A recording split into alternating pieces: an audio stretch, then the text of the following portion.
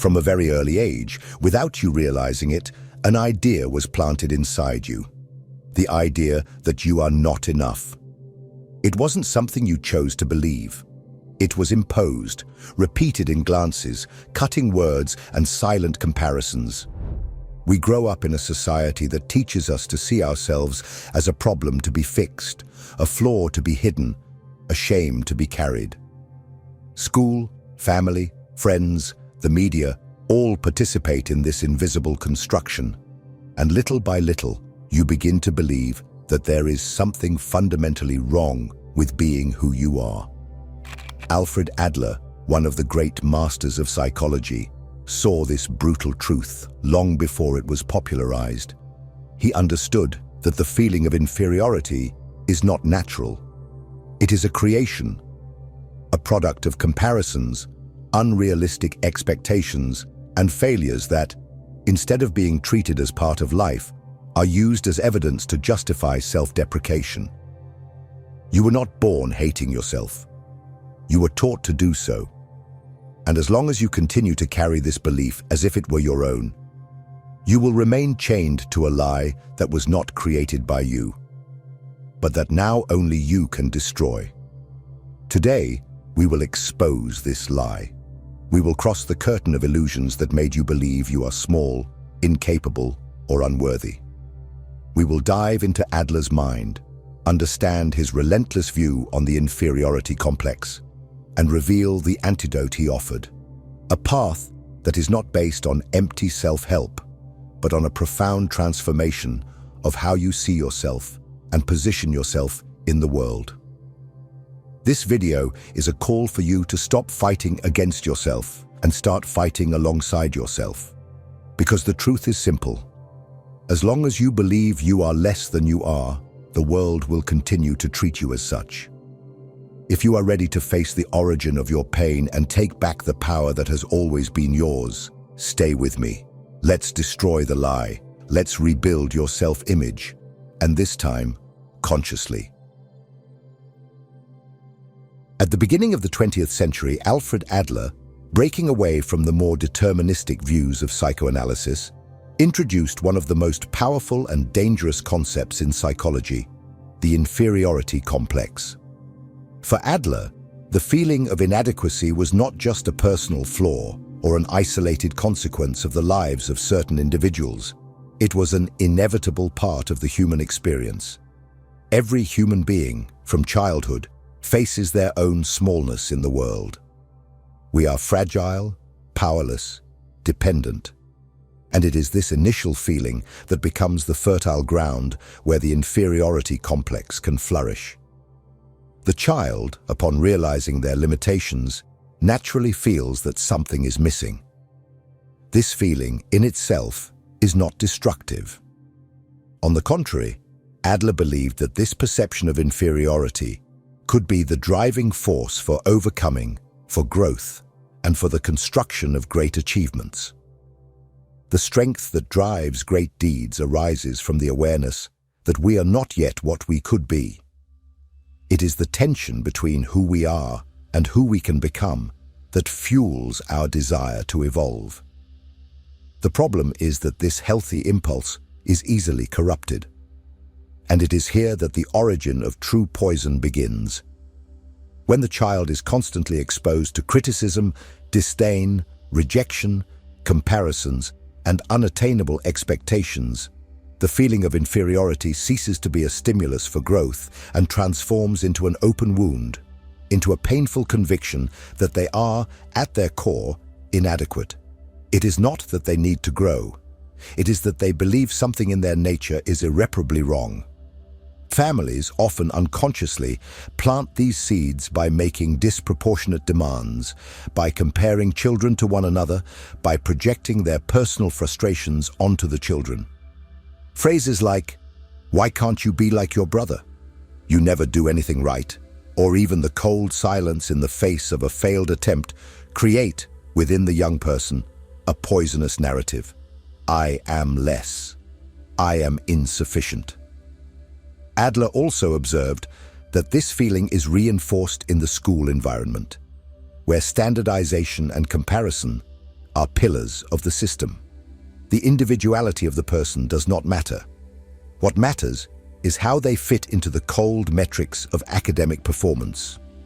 Personal value begins to be measured not by character, sensitivity, or courage, but by numbers, awards, and external validations. Thus, what was supposed to be a natural phase of human development, the perception of limitation and the struggle for overcoming, degenerates into an identity marked by shame, insecurity, and self-sabotage. The child learns not only to perceive their flaws, but to identify with them. They do not say, "I made a mistake." They say, "I am a mistake." Adler went even further. He realized that, once established, the inferiority complex creates a self-perpetuating dynamic.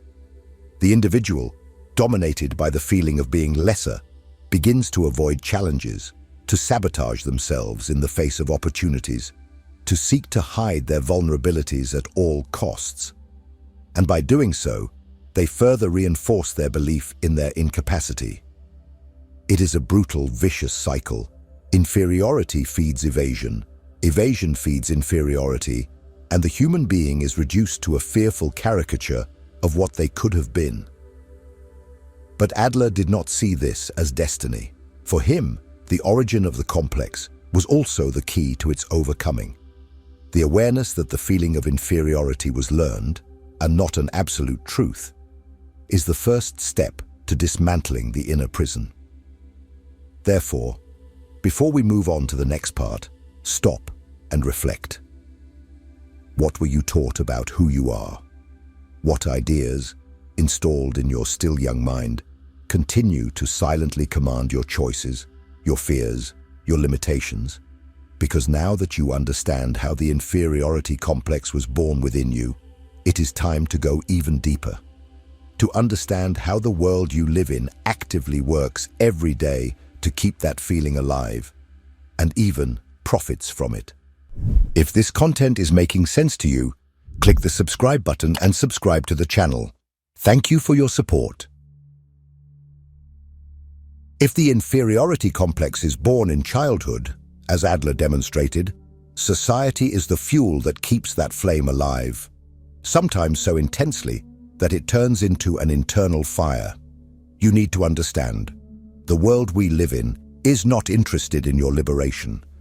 It depends on your insecurity to survive. From a very early age, you were thrown into systems that constantly reinforce the idea that there is something wrong with being who you are. School was your first laboratory of systematic comparison. From the beginning, you learned that there is an invisible ruler and your worth will be measured by it. Report cards, tests, sports competitions, performance rankings. It doesn't matter your unique potential, your hidden talents, or your distinctive characteristics. Everything is reduced to numbers, positions, and trophies. Every little failure, every small victory of others is a silent reminder. You are not enough. Something is still missing. And that was just the beginning. The society you grew up in was shaped to exploit your insecurities as an economic resource. The media, which should broaden your view of the world, has turned into a factory of unattainable standards. Advertisements, movies, social media, all feeding daily the idea that there is an ideal model of success, beauty, happiness, and that evidently you are still far from it. The goal is not to inform or inspire. The goal is to create desire, and desire arises from the feeling of lack. Every image, every ad, every influencer exists to reinforce in you the idea that, to be worthy, to be seen, to be loved, you need to consume something, a product, a lifestyle, a new identity. And then comes the market, voracious, offering solutions to problems it itself helped create. Do you feel inadequate? Buy new clothes. Do you feel insecure? Take a personal success course. Do you feel unhappy? Change your appearance. Companies don't just sell products, they sell the hope of acceptance. They sell the illusion that you can finally be enough if you consume what they offer. And when the promised relief doesn't come, because it never does, the cycle repeats. more dissatisfaction, more consumption, more control. The dynamic is as subtle as it is cruel. The culture of comparison is turned into the norm. You are encouraged to measure yourself all the time. Social media amplifies this brutally. You not only compare your body, your life, and your achievements, you even compare the way you feel pain, how you suffer, how you overcome. Nothing is truly yours. Everything becomes a stage. Everything becomes performance. Within this system, even human relationships are corrupted. Relationships become silent contracts of mutual validation. You are important as long as you meet expectations. You are loved as long as you play the expected role. Who you truly are, with your flaws, your doubts, your silent struggles, is rarely accepted. Often, not even by yourself. Adler understood that the human being, naturally social, is also vulnerable to social manipulation. When society values only superficial shine, external success, and the appearance of happiness, it pushes you to live a facade life. You wear masks not to protect yourself from others, but to protect yourself from a society that turns any imperfection into a reason for exclusion. And so, day after day, you are conditioned to believe that you are inferior, not by chance, but by design. Not because you truly are less, but because an entire system needs you to continue feeling that way to function. Now that you see this mechanism, it's time to understand the true rupture that Adler proposed. Because unlike what the world taught you, overcoming inferiority is not about becoming better in the eyes of others. It's about completely transcending the game of comparison. And it is exactly this revolutionary vision that we will reveal in the next part.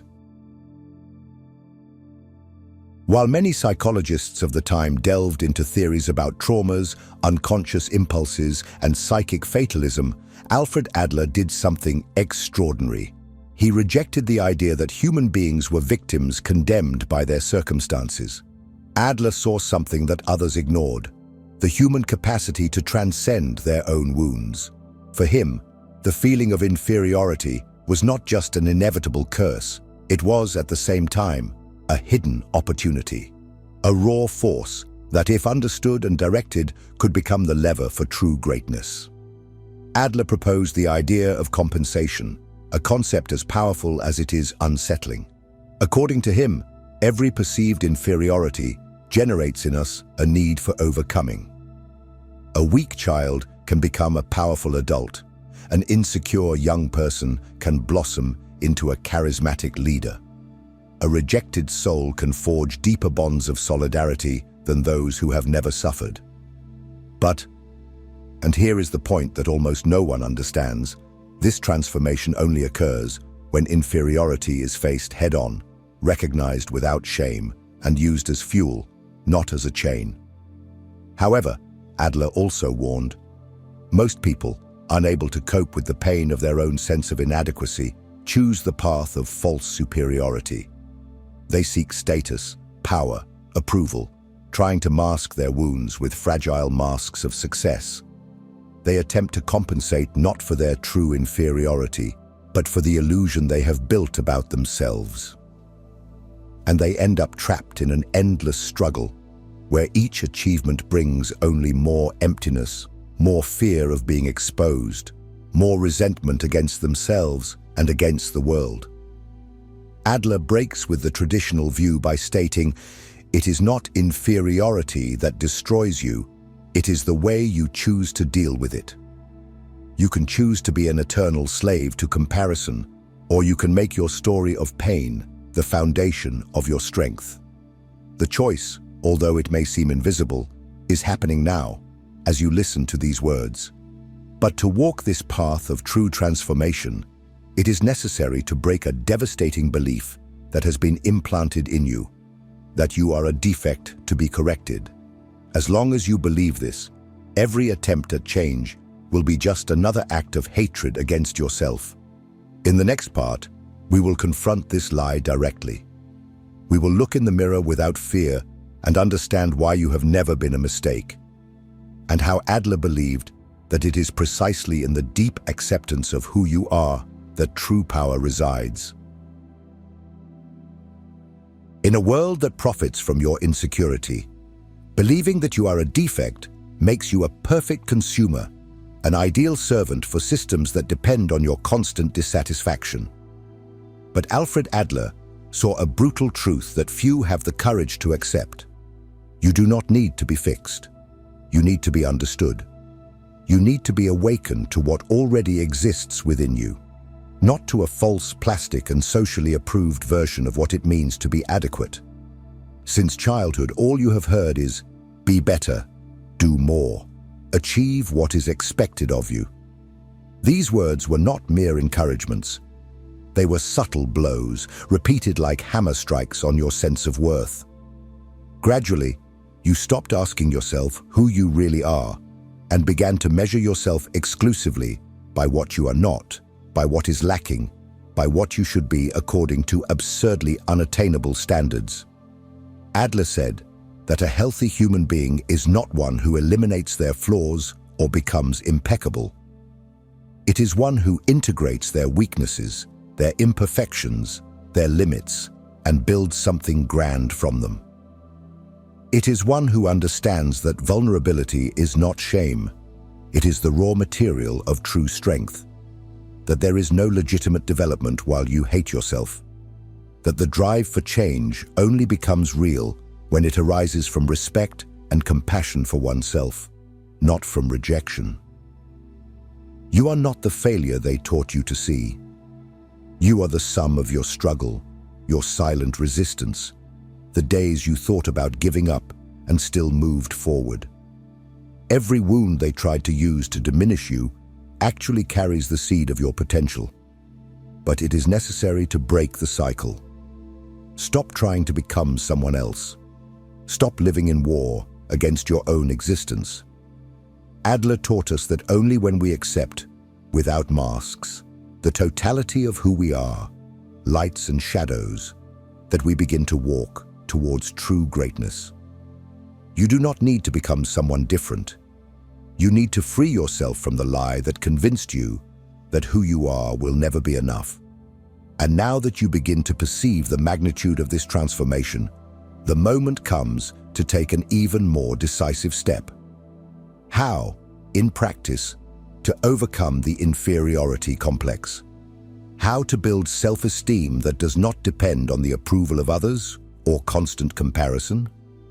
This is what we will reveal in the next part. If what you're hearing resonates with you, you'll find real value in my ebook, Beyond the Shadow. It breaks down Jung's core ideas and gives you tools to understand yourself more deeply. Link is in the pinned comment. For Alfred Adler, healing from the inferiority complex was not a matter of repeating positive mantras or masking pain with distractions. It was not about pretending the wound does not exist, nor about building a false self-image based on empty achievements. For Adler, healing requires a radical reconstruction of the relationship you have with yourself and the world. And this reconstruction begins with an act of brutal courage, taking responsibility for your own existence. The first step is to definitively abandon the role of victim. You are not to blame for the scars you carry, but you are responsible for what you do with them now. What happened to you may have hurt you, but remaining a hostage to those wounds is a choice that, consciously or not, you continue to make every day. Adler reminds us that as long as we blame the past, people, or circumstances, we remain powerless. True strength arises when you say, "The story I will write from today will be my responsibility." The second step is to stop building your identity on comparison. The inferiority complex thrives on the constant evaluation between you and others.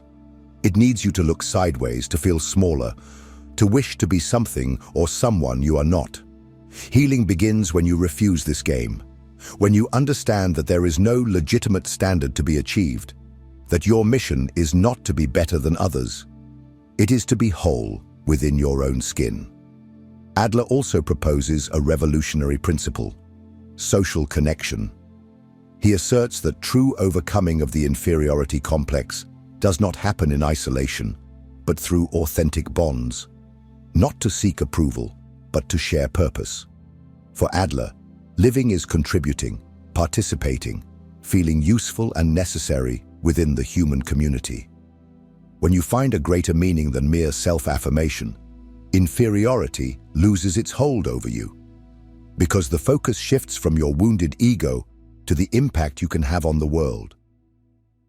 The practice of healing, therefore, involves three simultaneous movements: taking responsibility for your life, rejecting the poison of comparison, and seeking a purpose that goes beyond the need for personal validation.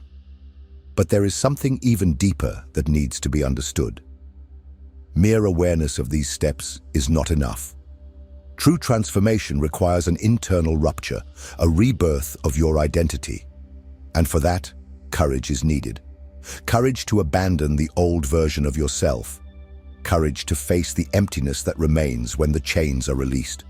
Courage to reinvent yourself from a new foundation. Solid, real, non-negotiable. And it is exactly about this courage that we will talk in the conclusion. The journey does not end here. It has only just begun. Get ready. The time has come to face a truth that few are ready to accept. No one will come to rescue you from the prison you have built around yourself. No achievement, no praise, no external validation will fill the void created by the belief that you are inferior. This is a battle that takes place in the solitude of your consciousness, away from applause, away from the spotlight. And it is a battle that only you can win. The inferiority complex was taught to you. You learned to doubt yourself, to compare yourself, to diminish yourself in the face of standards that were never meant for you to reach. But now you know what was learned can be unlearned. What was imposed can be rejected. The pain you carry is not proof that there is something wrong with you. It is proof that you survived a system that wanted to break you. Adler gave us more than a psychological theory. He handed us a map to freedom. But a map alone is not enough. You must walk. You must face the discomfort. You must rebuild yourself with your own hands, brick by brick. Not to become someone new, but to return to being what you already were before you were taught to hate yourself. So now, the choice is yours. You can close this video and return to the old narrative, the one that says you are not good enough, that you need to be someone different to deserve respect, love, worth. Or you can take the first step to break this invisible chain and start writing a different story. I want to know, what is the lie that has hurt you the most to this day? What belief about yourself are you determined to destroy? Leave a comment down below. Share your battle. Because when you turn pain into words, it begins to lose the power to silence you. And don't stop here. The next video is essential to deepen this journey. Every step you understand, every layer you break, brings you closer to the freedom that has always been yours. I'll see you there.